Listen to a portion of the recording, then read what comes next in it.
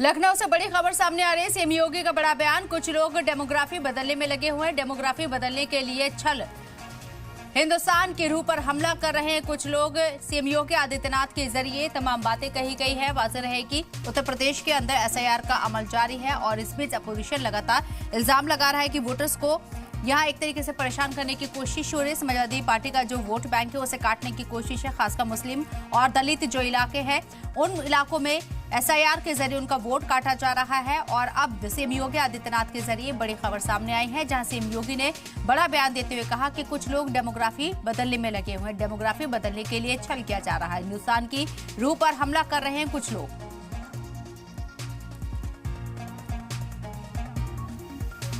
कुछ लोगों ने दुनिया में भी और भारत में भी सेवा को सौदे का माध्यम बनाया है। वे लोभ से, लालच से, दबाव से भारत की डेमोग्राफी को बदलने के लिए हर प्रकार के छल और छद्म का सहारा लेकर के अपना ताना भी और अपना बाना भी बदल करके